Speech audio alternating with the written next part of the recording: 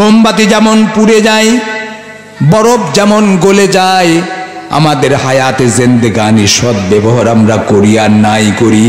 বরফ যেমন গলে যাচ্ছে, মোমবাতি যেমন পুড়ে যাচ্ছে, আমাদের হায়াতে জিন্দেগানিও কিন্তু এইভাবে শেষ হয়ে যাচ্ছে। কি বলেন ঠিক কিনা? এই হায়াতে জিন্দেগানি এটা কিন্তু খেল তামাশার কোনো বিষয় না। যে পৃথিবীতে আসলাম, আস্তে আস্তে বড় হলাম, একটু লেখাপড়া করলাম, মাঠে ঘাটে গেলাম, চাকরি বাকরি করলাম, বিয়ে শাদী করলাম, বার্ধক্যে উপনীত হলাম, হঠাৎ করে স্ট্রোক করে মারা গেলাম, বাস কবরে দিয়ে আসলো, খেলা শেষ। ব্যাপারটা কিন্তু এরকম না। এটা হতে পারে পশুর ক্ষেত্রে প্রযোজ্য, মানুষের জন্য এই কথাটি প্রযোজ্য না। মানুষকে একটা বিশেষ কারণে পৃথিবীতে পাঠানো হয়েছে। জীবন সম্পর্কে অনেক দার্শনিক অনেক কথা বলেছেন। কেউ কেউ বলেছেন জীবনটা আসলে একটা কৌতুক, কৌতুক খেলকুদ করে জীবনটা শেষ করে দাও, দুনিয়া কা মজা লেলো দুনিয়া তুমহারি হয়, এরকম কথা আছে না? আবার কেউ কেউ বলেছেন যে জীবন হচ্ছে একটা নাটকের মতো, কাজেই এই নাট্যমঞ্চে এসছো, একটু নাটক টাটক করো, একটু লাফালাফি হুড়োহুড়ি করো, তারপরে মজা মেরে দুনিয়ার বুক থেকে বিদায় নাও। জীবন আসলে ভোগের জিনিস। কেউ বলেছেন চরম ত্যাগ স্বীকার করে জীবনকে শেষ করে দিতে হবে। এভাবে বিভিন্ন রকম ধারণা আছে জীবন সম্পর্কে। ইসলামে বলা হয়েছে হ্যাঁ তুমি ভোগ লিমিট করতে পারবা, কিন্তু তোমাকে ত্যাগ স্বীকার করতে হবে আর জীবনকে তোমার কাজে লাগাতে হবে, সময়কে কাজে লাগাতে হবে, যেহেতু তুমি দুনিয়ার জীবনে একটা পরীক্ষা দিতে এসছো। আমি কোরআনুল কারিমে যে আয়াতে কারিমা তেলাওয়াত করেছি, আল্লাহ পাক বলছেন আল্লাযী খালাকাল মাউতা ওয়াল হায়াতা লিয়াবলুয়াকুম আইয়ুকুম আহসানু আমালা। তিনি সেই মহান সত্তা যিনি তোমাদের জীবন দান করেছেন আর তোমাদের মৃত্যু ঘটায় দিবেন। তোমাদের হায়াতে জিন্দেগানি, ডিউরেশন অফ লাইফ, জীবনের পরিব্যাপ্তি তিনি এই কারণে দিয়েছেন যাতে করে তিনি তোমাদের পরীক্ষা করতে পারেন। কি পরীক্ষা করবেন? আইয়ুকুম আহসানু আমালা, তোমাদের মধ্যে কর্মের দিক থেকে কে ভালো আর কে মন্দ, এই জিনিসটা যাচাই বাছাই করার জন্য দুনিয়ার সংক্ষিপ্ত জীবনে তোমাদের আমি ছেড়ে দিয়েছি। এটা তোমাদের জন্য পরীক্ষার হল, এক্সামিনেশন হল। এখানে রীতিরকম ভাবে পরীক্ষা চলতেছে। পরীক্ষার বিষয়টা আমরা কিন্তু সবাই কম বেশি বুঝি। পরীক্ষা ইচ্ছা মতো কিন্তু দেয়া যায় না। আপনি ইচ্ছা মতো লিখলেন, পরীক্ষার সময় শেষ, তারপরে আপনি গেলেন, এরকম কিন্তু হবে না। এই যে আগামীকাল থেকে সারা দেশে এসএসসি পরীক্ষা, দাখিল পরীক্ষা শুরু হতে যাচ্ছে। এই পরীক্ষার সময় দেখবেন ছেলে মেয়েরা অনেকেই ঠিকভাবে লেখাপড়া করে না, পরীক্ষার সময় কিন্তু লেখাপড়া একটু করে। অনেক বান্ধব ছেলে পেলে আছে সারা বছর ফিল্ডিং মারে, কি করে না করে নিজেও জানে না, বিজি ফর নাথিং। বান্ধবী নিয়ে ঘোরে, কোথায় বাঁধে যায়, কোথায় বাদাম খায়, কি করে না করে নিজেও জানে না, সময় মিসইউজ করে। এই রকম বান্ধব ছেলে আছে কি নাই? আপনাদের এলাকায় আছে নাকি? ভব ঘুরে। কিন্তু দেখবেন পরীক্ষার সময়ে যতই খারাপ ছেলে হোক না কেন, সারা বছর যাই করুক না কেন, পরীক্ষার সময় একটু লেখাপড়া করে। রিডিং টেবিলে ছেলে বসে গিয়েছে এবং আশ্চর্য হয়ে যায় যে ছেলেটা পরীক্ষার কারণে বসলো না কি কারণে বসলো, কি অবস্থা। আমি এত বারবার বলি কোনোদিন বসে না, আজকে বসলে কেন? ছেলে তখন বলে আম্মু তোমাকে পড়ার কথা বলতে হবে না, সারা বছর লেখাপড়া করি নাই, আমি সাজেশন নিয়ে এসেছি, তুমি দোয়া করো যাতে কমন পাই, যদি কমন পাই পরীক্ষায় পাশ হবে, নইলে কিন্তু তোমার এই সোনার কপালে পাশ হবে না। সারা বছর সময় নষ্ট করেছি, সাজেশন নিয়ে এসছি, কোন রকম পাশ করে যাতে ইজ্জত ঠেকাতে পারি, মান সম্মান রাখতে পারি, তুমি সেই দোয়া করো, একটু চা খাওয়াও, আমার জন্য একটু ভালো খাবারের ব্যবস্থা করো। সারা রাত ছেলে লেখাপড়া করে, সকাল বেলায় দেখা যায় একটু সে গোসল করে নাস্তা করে পরীক্ষার হলে পরীক্ষা দিতে যায়। দুই বন্ধু পাশাপাশি পরীক্ষা দিচ্ছে, এক বন্ধু কিছুই লিখতে পারতেছে না, একটা প্রশ্ন কমন আসে না, আর এক বন্ধু কিছু লিখতেছে, আঁকাঝুঁকা করতেছে। তখন যে কিছুই পারতেছে না, ওই বন্ধুটা বলে, দোস্ত আমার একটু তুই বলে দে, তোর লুজ পেপার একটু ছুঁয়ে মার, তোর খাতা একটু কাট করে লেখ, আমার তো কিছুই হচ্ছে না। তখন কিন্তু ওই বন্ধু ওকে হেল্প করতে চায় না। বন্ধু এইভাবে বলেন, কড়া গার্ড চলতেছে, তোমাকে যদি আমি দেখাতে যাই তাহলে কিন্তু এক্সপেলড হয়ে যেতে পারি, খাতা স্যার কেড়ে নেবে, ম্যাজিস্ট্রেট আসলে বহিষ্কার হয়ে যাব, এক্সপেলড হয়ে যাব। আমারও তেমন হচ্ছে না, আন্দাজে লিখে যাচ্ছে, এখন তো ফেল সহজে করে না, যদি কোনো রকম আন্দাজেও লেখো পাস হয়ে যেতে পারে, যা পারো লেখো। কথাও ভালোভাবে বলতে চাই না, ঠোঁটের উপর আঙুলটা রেখে বুঝাতে চাই, তুমি যা পারো লেখো, তোমার সাথে কথা বলার আমার কোনো সুযোগ নাই। খুব দ্রুত সময় চলে যায়। পরীক্ষার যখন শেষের দিকে সময় চলে, সাধারণত 3 ঘন্টা পরীক্ষা হয়, 15 মিনিট সময় বাকি থাকতে ঘন্টা বাজে। স্যাররা তখন বলেন যে বাবাজিরা সময় কিন্তু আর বেশি নাই, লুজ পেপার নেওয়া যদি দরকার হয় অতিরিক্ত খাতা এখনই নিয়ে নাও, এরপরে কিন্তু আর দেয়া হবে না। 5 মিনিট সময় যখন বাকি থাকে তখন লাস্ট ওয়ার্নিং বাজে।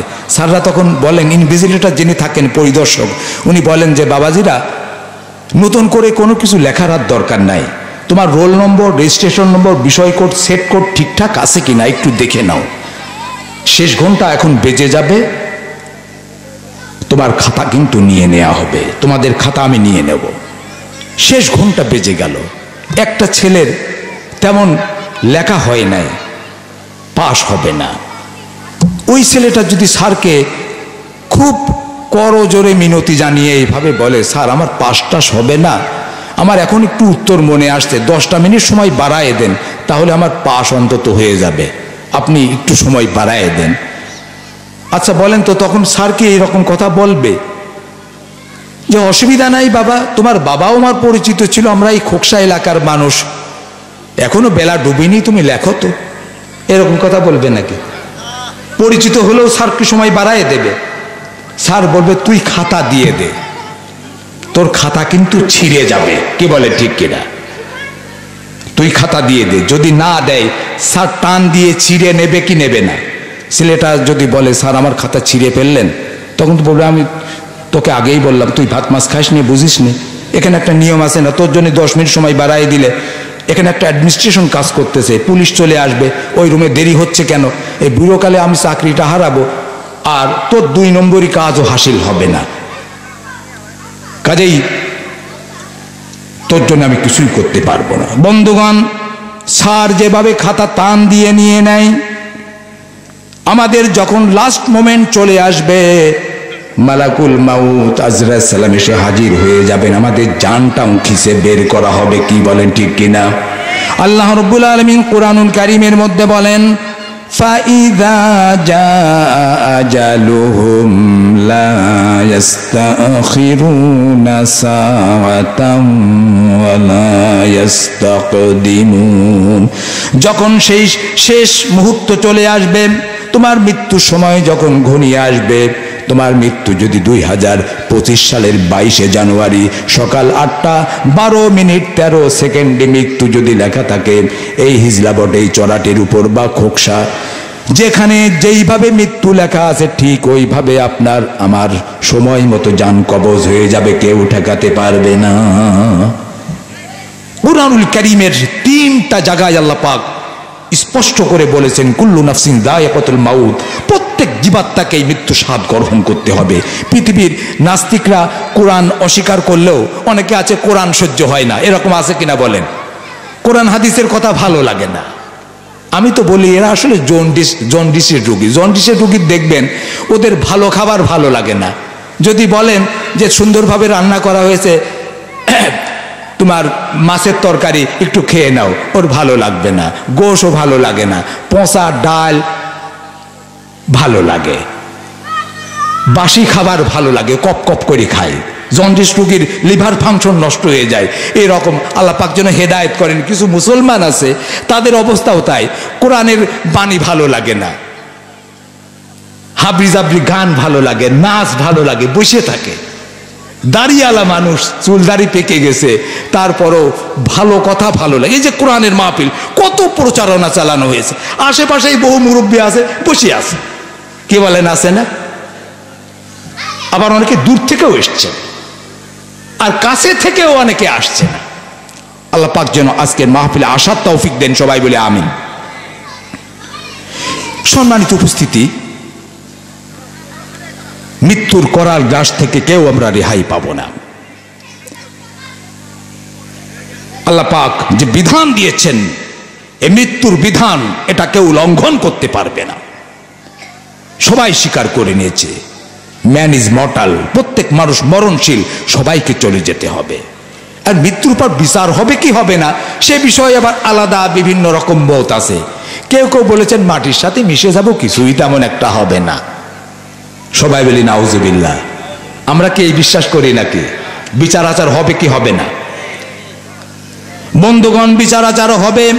আর পৃথিবীতে চিরস্থায়ী বন্দোবস্ত নিয়ে কেউ আমরা আসি নাই, আমাদের সবাইকে চলে যেতে হবে। আল্লাহ পাক কুরআনুল কারীমে ইরশাদ করেন, কুল ইন্নাল মাউতাল্লাযী তাফিরুনা মিনহু ফাইন্নাহু মুলাকীকুম। হে নবী, তুমি বলে দাও, হে মানব মণ্ডলী, মৃত্যুর হাত থেকে বাঁচার জন্য প্রাণান্তকর প্রচেষ্টা তোমরা চালিয়ে যাচ্ছ, কিন্তু মৃত্যু তোমাদের সাথে মুলাকাত করবেই। মুলাকাত করা বোঝেন তো? মুলাকাত করা মানে কি? আলিঙ্গন করা, কোলাকুলি করা। মৃত্যু তোমার সাথে কোলাকুলি করবে, আলিঙ্গন করবে, তুমি চাও আর নাই চাও।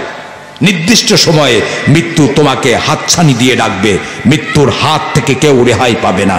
আর সেই প্রকাশ্য অপ্রকাশ্যের পরিজ্ঞাতা মহান আল্লাহ পাকের দরবারে তোমাকে ফিরে যেতে হবে। আর পৃথিবীর জীবনে যা কিছু করেছো তার উপর ভিত্তি করে খতিয়ান কষে বিচার আচার অনুষ্ঠিত হবে, কোনো সন্দেহ নাই। আপনাদের এই হিজরাবট গ্রামে হঠাৎ করে কোনো রুগী যদি মারা যায়, তখন বলা হয় ওর বাবাকে যদি খোকসা স্বাস্থ্যকেন্দ্রে নেওয়া হতো, খোকসা হাসপাতালে নিলে ওর বাবা বাঁচত। খোকসাই মারা গেলে বলা হয় খোকসাই নিলে কেন, খোকসাই ডাক্তার আছে নাকি, ছোট হাসপাতাল, ডাক্তার থাকে না। কুষ্টিয়া সদরে নিলে ওর বাবা বাঁচত। কুষ্টিয়া সদরে মারা গেলে বলা হয় কুষ্টিয়া সদরে নিলে কেন, রাজশাহী ভালো হাসপাতাল, ওখানে বড় বড় ডাক্তার পাওয়া যায়, রাজশাহীতে নিলে ওর বাবা বাঁচত। রাজশাহীতে মারা গেলে বলা হয় রাজশাহী নিল কেন, ঢাকাতে কিছু ভালো ডাক্তার থাকে, ঢাকাতে নিলে ওর বাবা বেঁচে যেত। ঢাকাতে মারা গেলে বলা হয় ঢাকাতে নিলে, দেশে ডাক্তার ভালো আছে নাকি, চিকিৎসা আছে নাকি, ফাঁকি ঝুঁকি। ইন্ডিয়াতে নিলে, সিঙ্গাপুর নিলে ওর বাবা বেঁচে যেত। সিঙ্গাপুর থেকে যদি লাশ হয় তখন কি বলবেন? আসলে চিকিৎসা আমরা করব, সবই ঠিক আছে, কিন্তু মরণ হাত থেকে কেউ রেহাই পাবে না। কবিতায় বলেন, মরণ থেকে পালাও তুমি, মরণ তোমায় লইবে ঘিরে, যদি সুদূর আকাশ পানে ওঠো সেটাই লাগিয়ে সিঁড়ি। এ মহারোগের চিকিৎসক নাই, নাই সে ঔষধ জগতে, খুঁজিয়া কাতর হইলে কি হবে, পারিবে না তারে ফিরাতে। কি বলেন, ঠিক কিনা? যতই চেষ্টা করো না কেন তোমার মাকে তুমি বাঁচাতে পারবে না, হায়াত যদি না থাকে, বিশ্বাস করো। এই পৃথিবীর রাজা মহারাজা, জমিদার তালুকদার কেউ রেহাই পায় নাই। আমরা কত নামজাদা মানুষের নাম শুনেছি, ইতিহাস বিখ্যাত ছিলেন যারা, সেই ইরানের রেজা শাহ পাহলভি, মিশরের জামাল আব্দুল নাসের, সেই হিটলারের নাম আপনারা শুনেছেন, গোটা বিশ্ব জয় করতে চেয়েছিল, কিভাবে চলে গেল সঠিকভাবে কেউ বলতে পারে না। কেউ চিরস্থায়ীভাবে থাকতে পারেনি। বাংলাদেশের স্বাধীনতার স্থপতি বঙ্গবন্ধু শেখ মুজিবুর রহমান, আমি তার রুহের মাগফিরাত কামনা করি। অনাকাঙ্ক্ষিত ঘটনার রেশ ধরেই তাকে চলে যেতে হলো, যেটা অত্যন্ত দুঃখজনক। আমি এই দুঃখজনক ঘটনা, এই ন্যাক্কারজনক ঘটনার ঘৃণা জানাই, আমি তার রুহের মাগফিরাত কামনা করি। সম্মানিত উপস্থিতি, এরপরে জিয়াউর রহমান আসলেন। জিয়াউর রহমান পপুলার রাষ্ট্রপতি ছিলেন। জিয়াউর রহমান দেশের মানুষই তাকে হত্যা করল। এভাবে করে পাক ভারত উপমহাদেশের ইতিহাস কিন্তু খুব একটা ভালো না। আপনি একটু বিশ্লেষণ করে দেখেন, দেখেন ইন্দিরা গান্ধী, তারই শিখ সেনা তাকে হত্যা করে ফেললো। রাজীব গান্ধী কোথায় অনুষ্ঠানে ফুল নিতে গেল, তাকে হত্যা হয়ে গেল, মার্ডার হয়ে গেলেন। পাকিস্তানের বেনজির ভুট্টো একটা মহিলা মানুষ, দেখেন সেই অনুষ্ঠান শেষে যখন চলে যাচ্ছেন তখন তার শরীর ছন্নভন্ন হয়ে গেল। যে কোনো হত্যাকাণ্ডের আমি নিন্দা জানাই। আমরা শান্তিপূর্ণ পরিবেশ চাই, কি বলে ঠিক কিনা? সম্মানিত উপস্থিতি, কেউ থাকতে পারে নাই, এমনকি আল্লাহর সবচাইতে প্রিয় যারা পয়গম্বর আম্বিয়া আলাইহিস সালাম, তাদেরকেও কিন্তু নির্দিষ্ট সময়ে দুনিয়ার বুক থেকে বিদায় নিতে হয়েছে। আজরাইল কাউকে ছাড় দেয় নাই। কুরআনুল কারীমের মধ্যে 25 জন নবী, কতজন? একটু জবাব দিতে হবে, কতজন নবীর নাম এসছে? আমরা অনেক বিষয়ে জানার চেষ্টা করি, কিছু জিনিসকে মনে রাখবেন এবং আমলে আনার চেষ্টা করবেন। এই 25 জন নবীর মধ্যে একজন জবরদস্ত পয়গম্বর, দাপটশালী পয়গম্বর ছিলেন। জেনের ভাষাও যিনি বুঝতেন, জেন যার কথা শুনতো, পিঁপড়ার ভাষা বুঝতেন। এই নবীর নামটা কি? সুলাইমান আলাইহিস সালাম। আল্লাহ রাব্বুল আলামিন কুরআনুল কারীমে বলেন, ওয়ালাকাদ আতাইনা দাউদা ওয়া সুলাইমানা ইলমা। আমি দাউদকে ইলমে ওহী দান করেছিলাম, রাজত্ব দান করেছিলাম, আর তার ছেলে সুলাইমানকে আরো বেশি রাজত্ব, জ্ঞান গরিমা দান করেছিলাম। কিন্তু এই জ্ঞান গরিমা, রাজত্বের কারণে তার মধ্যে কোনো গর্ব ছিল না। সুলাইমান পয়গম্বরের কাছে এসে যখন অনেক মানুষ তার প্রশংসা করত, আপনি এত ক্ষমতাশালী, আপনার কথা জিন শোনে, আপনার কথা জিন দৈত্য শোনে, আপনার কথা সবাই শোনে, এত বড় ক্ষমতাশালী আপনি, এই রকম কথা যখন কেউ বলতো, তখন সুলাইমান পয়গম্বর বলতেন, আমাকে তোমরা এত প্রশংসা করো না, ওই মালিকের প্রশংসা করো যিনি আমাকে এত ক্ষমতা দান করেছেন। তিনি যদি ইচ্ছা করেন আমি জিরো হয়ে যাব, আমি আর হিরো থাকবো না। আমার প্রশংসা করে কোনো লাভ নাই, মালিকের প্রশংসা করো। আল্লাহু আকবার। আমরা উল্টো করি, আমরা নেতা খেতার প্রশংসা করি, চেয়ারম্যানের প্রশংসা করি, আমরা আলেমের প্রশংসা করি। হ্যাঁ, আপনি সম্মান করবেন, অসুবিধা নাই, এমপি সাহেবের সম্মান করতে হবে, এটা ইসলামের শিক্ষা, চেয়ারম্যানের সম্মান করবেন। কিন্তু আমরা যেভাবে হাইলাইটস করি, আল্লাহর পর্যায়ে নিয়ে যাই, এমনকি আল্লাহর থেকেও আরো বেশি হাইলাইটস করার চেষ্টা করি, সবাই বলি নাউজুবিল্লাহ। মানুষের পিছনে ঘুরি, মানুষের উপর ভরসা রাখি, আল্লাহর উপর ভরসা নাই, আল্লাহ শুকরিয়া ওইভাবে নাই। কি বলেন, আছে কিনা বলেন? এরকম অবস্থা। এত মানুষের পিছনে ছুটবেন না, আপনার কিচ্ছু করতে পারবে না। ডাক্তার আপনার প্রাণ বাঁচাতে পারবে না, আপনার চেয়ারম্যান আপনার জন্য কিছু করতে পারবে না। চেয়ারম্যানের যদি বিপদ হয়, উনি কার কাছে যাবেন? কি বলেন, উনি কার কাছে যাবেন? ডাক্তারের বিপদ হলে ডাক্তার কার কাছে, কার ধর্ণা দেবে? বন্ধুগণ, আপনাদের একটা গল্প শোনাই। বাদশাহ শাহজাহান, মোগল সম্রাট, ওনার কাছে একজন কন্যাদায়গ্রস্ত পিতা সাহায্য চেতে গিয়েছে। সবার কাছে ওইভাবে সাহায্য চাই, তখন বলল, তোমরা আমাদের কাছে তুমি আমাদের কাছে সাহায্য চাও কেন? বাদশার কাছে তুমি যাও, তাহলে বড় অঙ্কের একটা দান পাবা। তো সিদ্ধান্ত নিল যে বাদশার কাছে যাবে। তো বাদশাহ, উনি নামাজে ছিলেন, নামাজ শেষ করতে দেরি হচ্ছে, তারপরে আবার মোনাজাত করতেছেন।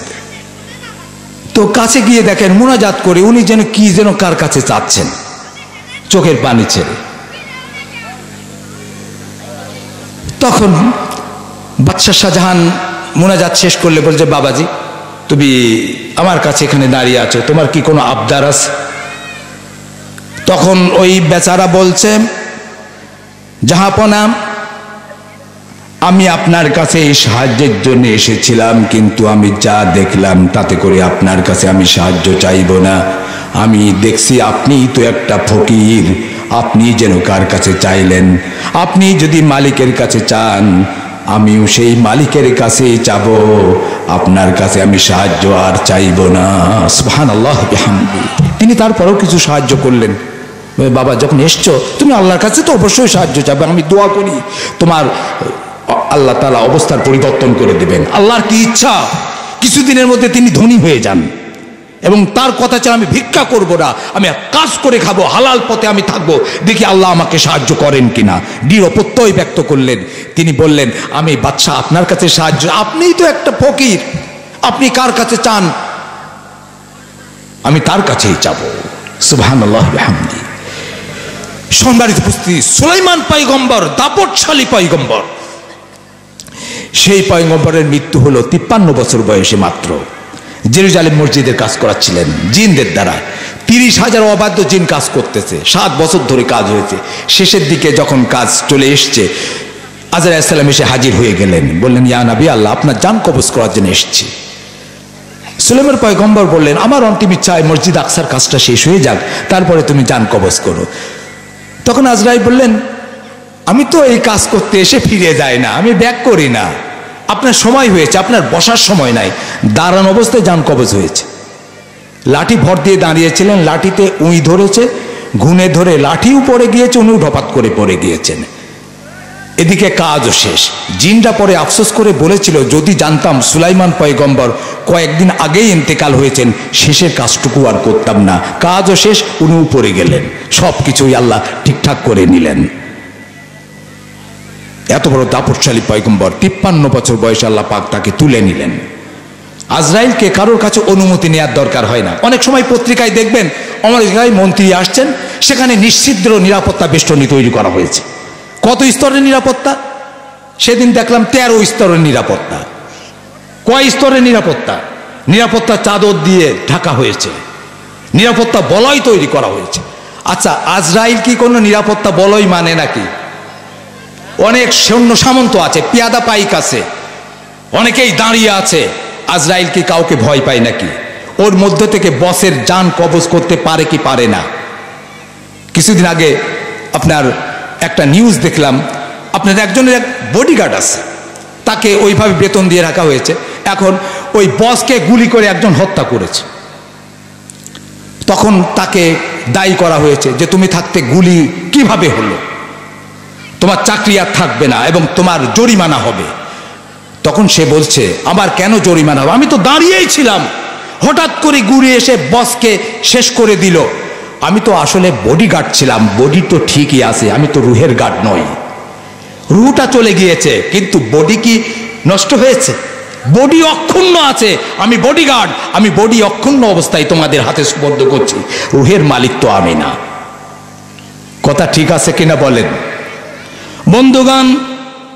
আজরাইলকে অনুমতি নিতে হয় না, শুধুমাত্র একজন মানুষের কাছেই অনুমতি নিতে হয়েছে, তিনি হচ্ছেন বিশ্বনবী মুহাম্মদুর রাসূলুল্লাহ। সবাই বলি সাল্লাল্লাহু আলাইহি সাল্লাম। নবীজির কাছে আজরাইলকে অনুমতি নিতে হয়েছে। কিতাবে এসেছে, তারিখের কিতাবে এসেছে, নবীজি আমার মরজে মউতে মুবতালা হয়ে আছেন, শেষ শয্যায় নবীজি। নবীজির জীবনে তেমন রোগ ব্যাধি হয় নাই। ইতিহাসে জানা যায় নবীজির একবার জ্বর জারি হয়েছিল, 2-3 দিনের মধ্যেই ভালো হয়ে গেলেন। এরপর শেষ জীবনে সফর মাসের শেষের দিকে নবীজি আবার জ্বরে আক্রান্ত হলেন। সফর মাসের শেষ বুধবার নবীজি একটু সুস্থতা ফিল করলেন, গোসল করলেন। আখেরি চাহার সোমবার এটাকে বলা হয়। এই দিন শিক্ষা প্রতিষ্ঠানে ছুটি থাকে, নবীজি গোসল করেছিলেন। উম্মতের জন্য একটা আনন্দের দিন, কি বলেন ঠিক কিনা? নবীজি একটু স্বস্তি লাভ করেছিলেন, সুস্থতা বোধ করেছিলেন, কিন্তু এরপরে নবী আবার জ্বরে আক্রান্ত হলেন, টাইফয়েডের রূপ ধারণ করলো। নবীর শরীর আর ভালো হয় না, নবীজির মাথায় ব্যথা, হাতে ব্যথা, পায়ে ব্যথা, নবীজি শান্তি পাচ্ছেন না, স্বস্তি পাচ্ছেন না। আর নবীজির পাশে বসেই নবীজির খেদমত করতেছেন খাতুনে জান্নাত, নবীজির মেয়ে ফাতেমা রাদিয়াল্লাহু তাআলা আনহা নবীজির খেদমত করতেছেন। তার কারণ নবীজির প্রথম স্ত্রী বিবি খাদিজা যখন ইন্তেকাল হয়ে যান, নবীজি অ্যাবনর্মাল হয়ে গিয়েছিলেন। বুখারী শরীফের হাদিসে এসছে, নবীজি চুল আঁচড়াতেন না, নবীজি বসে থাকতেন।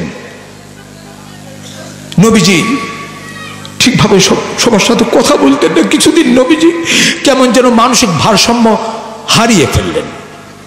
এই জিনিসটা আঁচ করতে পেরে ফাতেমা বললেন, আব্বা যান, মা ইন্তেকাল হয়েছেন, আপনি তো মানুষকে বোঝান, আপনাকে কে বুঝাবে বলেন? আমি তো আপনার মেয়ে, আমি তো আপনার মা, আমি আপনাকে কথা দিচ্ছি আমার শেষ রক্তবিন্দু দিয়ে হলেও আপনার আমি খেদমত করব। এজন্য আমার এক উস্তাদ বলতেন যে যাদের মেয়ে নাই তারা কিন্তু পিতৃত্বের স্বাদ পায় না। এজন্য মেয়েকে আপনারা কেউ ইনসাল্ট করবেন না।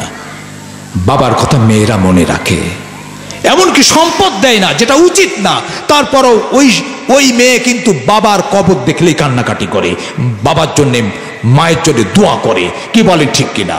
ওই চিন্তাই রাখে না যে ভাইকে সব দিয়ে গেল, আমি কেন বাবার জন্য দোয়া করব না, আমি বাবাকে মাফ করে দিলাম, বাবা তো আমার জন্য কষ্ট করেছে, হয়তো সম্পত্তি ভাইকে দিয়েছে, ভাই হয়তো যেভাবেই হোক এ নিয়ে বিনিয়ে নিয়ে নিয়েছে, কিন্তু আমি বাবার জন্য তো বদদোয়া করতে পারি না, আল্লাহ আমার বাবাকে তুমি মাফ করে দাও। এই হচ্ছে মেয়ে। এজন্য ছেলেকেও ছোট জানবেন না, মেয়েকেও মোটেই ছোট জানবেন না।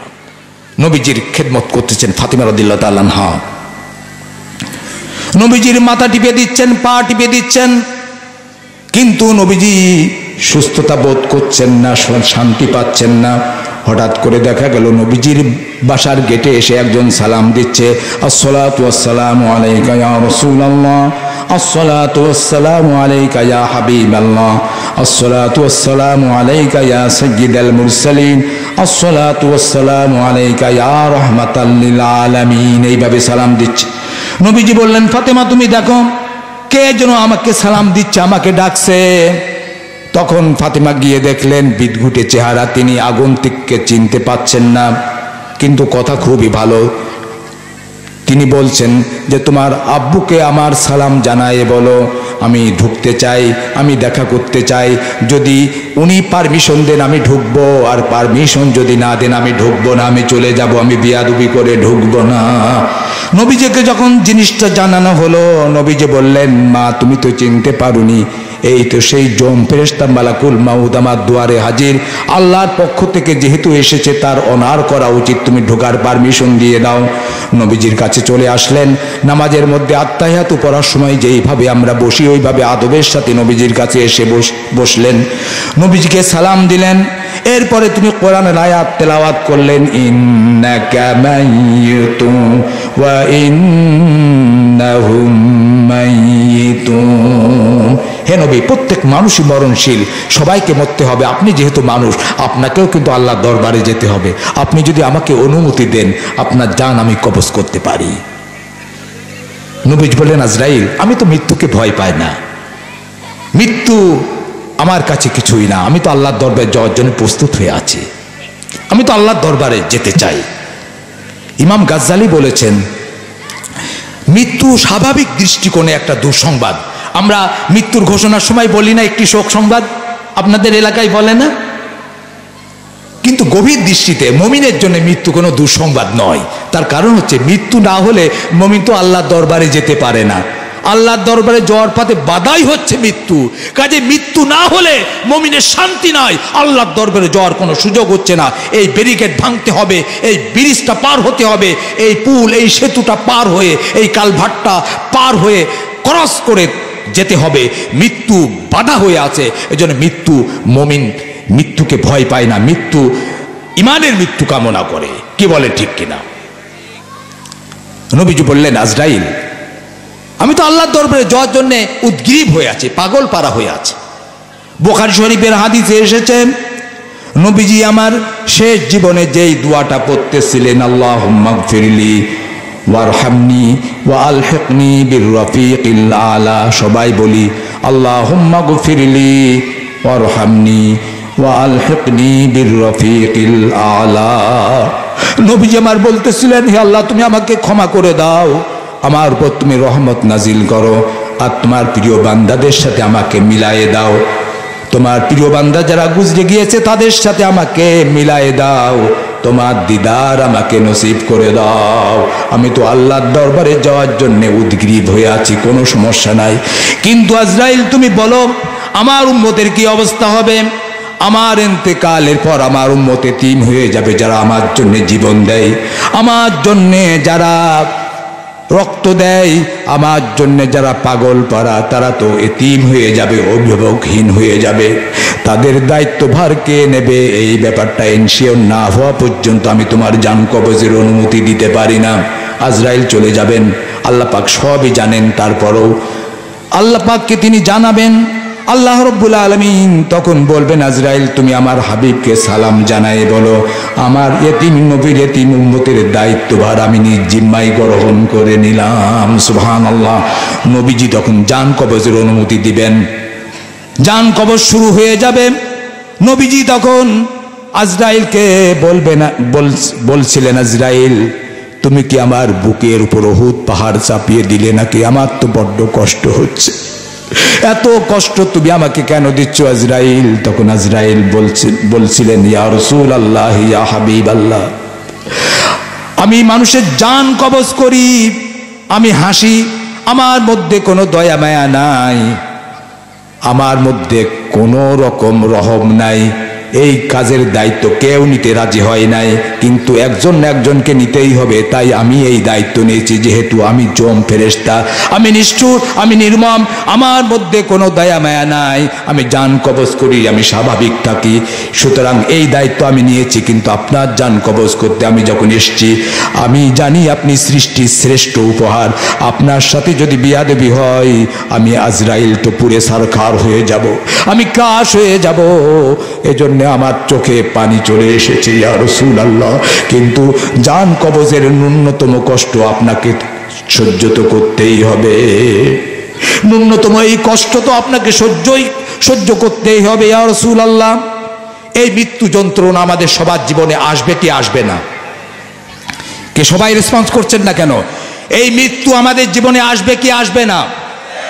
এখানে এমন কোন বাপের বেটা কেউ আছো নাকি যুবকদের মধ্যে জোর গলায় বলতে পারো আমি সুস্থ অবস্থায় বাড়িতে ফিরে যেতে পারবো? কেউ ঠেকাতে পারবে না, কোনো সমস্যা হবে না। জোর গলায় বলার মতো হিম্মত কোনো বাপের বেটার এখানে আছে কিনা বলেন? যদি হিম্মত থাকে হাত জাগাতে পারেন। কি 5 মিনিটের গ্যারান্টি দিতে পারবেন? বন্ধুগণ, আল্লাহ রাব্বুল আলামিন বলেন, ওয়াজাআত সাকরাতুল মাউতি বিল হক যালিকা মা কুনতা মিনহু তাহিদ। মৃত্যু জাকান্দানি তোমাদের স্পর্শ করবে, মৃত্যুর যন্ত্রণা থেকে কেউ রেহাই পাবে না। যেই মৃত্যু থেকে তোমরা পালানোর চেষ্টা করতেছো, ওই মৃত্যু তোমাদের কিন্তু ধরবেই। এমনকি লৌহ নির্মিত দুর্গের মধ্যেও যদি আশ্রয় গ্রহণ করো, সেখানে গিয়ে আজরাইল তোমাদের খপাত করে ধরবে আর তোমাদের জান কবজ করে ধর তাক্তা মার পেরেক এইভাবে নিয়ে যাবে, কেউ ঠেকাতে পারবে না। কি বলেন ঠিক কিনা? মাঝে মধ্যে গাঁজার আসরে একটু না গেলে কিন্তু হয় না, এইরকম নাউজুবিল্লাহ অনেকেই ধারণা করে। আর কেউ কেউ এইভাবে বলে থাকে যে ওই গাঁজার টান ছাড়া আল্লাহর ওলি হওয়া যায় না। সবাই বলি নাউজুবিল্লাহ। একটা নেতে যেমন তেমন, 2টা নেতে মজা, 3টা নেতে উজির নাজির, 4টা নেতে রাজা। সবাই বলি নাউজুবিল্লাহ। মানে 1 টান দিলে যাই হোক, 2 টান দিলে একটু মজা একটু পাওয়া যায়, একটু স্টানিয়ে। আর 3 টান দিলে উজির নাজির পিয়াদা পাইক হয়ে যায়। আর 4 টান দিলে সে রাজা মহারাজা, একেবারে সেই মোগল সম্রাটের থেকেও এটা বড় কিছু হয়ে যায়। বন্ধুগণ, গাঁজার সাথে মুসলমানের কোনো সম্পর্ক নাই। আবার কেউ কেউ বলে যে খাজা তো গাঁজা টানছে। পাক ভারত উপমহাদেশের শ্রেষ্ঠতম ওলি, গরিবে নওয়াজ, সুলতানুল হিন্দ খাজা মঈনুদ্দিন চিশতি রহমতুল্লাহ আলাইহির মতো মহান একজন আল্লাহর ওলি, উনার মতো লোক গাঁজা খেয়েছে, এটা গাঁজাখোরি লোক ছাড়া কেউ বিশ্বাস করতে পারে না। কি বলেন ঠিক কিনা? আচ্ছা, আল্লাহর কোন ওলি বিড়ি সিগারেট খায়, এটা কি আমরা বিশ্বাস করতে পারি? কোন পীরের যদি দেখেন দাড়ি নাই, গাঁজা টানে, মুরিদরাও বিড়ি খায়। আমি অনেক দরবারে এইভাবে দেখেছি, যখন বাস ভরে যাচ্ছে, যাওয়ার সময় বিড়ি টানতে টানতে যাচ্ছে, আসার সময়ও বিড়ি টানতে টানতে আসতেছে। তাহলে কি সেখান থেকে হাসিল করলো? এই দরবারগুলো অ্যাভয়েড করবেন, গাঁজার আসর অ্যাভয়েড করবেন। যেখানে গেলে আল্লাহওয়ালা হওয়া যায়, যেখানে দেখবেন যেখানে গেলে দাড়ি ছিল না, দাড়ি রাখার চিন্তা ভাবনা করতেছে, 5 ওয়াক্ত নামাজ ঠিকভাবে পড়তো না, 5 ওয়াক্ত নামাজ ধরেছে, বিবিকে পর্দায় রাখা শুরু করেছে, বাড়িতে কোরআনের তেলাওয়াত জারি করেছে, ছেলেটাকে হেফজোখানায় দিয়েছে। এই যে চেঞ্জ হয়েছে, বুঝতে হবে ওই দরবার থেকে ফেরার কারণে এটা যেহেতু হয়েছে, কাজেই ওই দরবারটা নিঃসন্দেহে ভালো। কি বলেন ঠিক কিনা? বুঝে শুনে আপনাকে পদক্ষেপ নিতে হবে। পাগলামি করে আপনি ঈমান হারাতে পারেন না। সম্মানিত উপস্থিতি, আপনার বেজার হচ্ছেন নাকি? বেজার হচ্ছেন? কিছু কথা এদিক ওদিকও হতে পারে, বেজার হওয়ার কোনো কারণ নাই। হক কথা তো বলতেই হবে। কি বলে ঠিক কিনা? সম্মানিত উপস্থিতি, আমাদের বর্তমান যে অবস্থা, ঈমান আমলের যে অবস্থা, আমার খুবই দুঃখ লাগে। সেদিন একজন বলতেছিলেন আল্লাহ তাআলা পৃথিবী এখনো ঠিক রেখেছেন পশু পাখির কারণে, কীটপতঙ্গ, হাইওয়ান জানোয়ারদের কারণে, আর কিছু হয়তো আল্লাহওয়ালা মানুষ আছে তাদের কারণে। আপনারা অনেকে আমাদের কাছে প্রশ্ন করেন, হুজুর এত দোয়া করা হয়, সেই সাদ্দাম হোসেনের জন্য আমরা একসময় দোয়া করেছিলাম, আপনাদের মনে আছে কিনা বলে? মনে আছে না? আমরা ফিলিস্তিনের মুসলমানদের জন্য দোয়া করছি, আমাদের সবই ঠিক আছে, আমরা দোয়া করি আল্লাহ পাক যেন ফিলিস্তিনের মুসলমানদের সাহায্য করেন, ইসরায়েলের ইহুদিদের আল্লাহ তাআলা যেন হয় হেদায়েত দেন, নইলে ক্রাশ করে দেন। সবাই বলি আমিন। তারপরেও অনেকেই প্রশ্ন করে, আমাকে প্রশ্ন করে, আমরা এইভাবে দোয়া করি, সাদ্দাম হোসেনের জন্য দোয়া করলাম, কই আমাদের তো কোনো রেজাল্ট আমরা পেলাম না। কতজন নবীজির বিরুদ্ধে গালমন্দ করে, তাদের তোমরা কিছুই করতে পারলাম না, তারাই তো আপে আছে, হুজুর দোয়া করে কি হয়? এইরকম হতাশাব্যঞ্জক কথা অনেকেই বলে। আমি পাল্টা প্রশ্ন করি, আসলে আমরা কি মুসলমান হতে পেরেছি? নূপুর শর্মা নবীর বিরুদ্ধে কথা বলেছে, দলমত নির্বিশেষে সোচ্চার হয়েছে। কি বলেন ঠিক কিনা? অনেকেই আবার বলে হুজুররা এত খ্যাপে কেন, এইরকম কথাও আবার অনেকে বলে। নবীর বিরুদ্ধে কথা বলবে আর তোমার মধ্যে কোনো রিয়াক্ট হবে না, বুঝতে হবে তোমার ঈমান ঠিকভাবে নাই, ভেজাল ঢুকেছে। কি বলে ঠিক কিনা? আচ্ছা বলেন তো দেখি, আপনার বাবার বিরুদ্ধে আমি যদি কথা বলি, আমি এই হিজরাবট গ্রামে এসেছি, আপনাদের গ্রামের আমি যদি দুর্নাম করি, মুরব্বীদের নামে আমি যদি নাম ধরে কিছু খারাপ কথা বলি, আমাকে আপনারা পছন্দ করবেন? আপনার মায়ের বিরুদ্ধে আমি যদি কথা বলি, তখন আপনি তো বলবেন উনি তো আমার মাকে চেনেন না, উনি ওয়াজ করতে এসে আমার মায়ের বিরুদ্ধে কথা বলা দরকারটা কি, ওনাকে আস্ত যেতে দেব না, এইরকম কথা বলবেন কি বলবেন না? আচ্ছা বলেন তো, নবীর থেকে বেশি আপন মুমিনের জন্য আর কেউ হতে পারে? আচ্ছা বলেন তো দেখি, বউ আপন না মা আপন? এই হিসাব করে বলবেন, বউ আপন না মা আপন?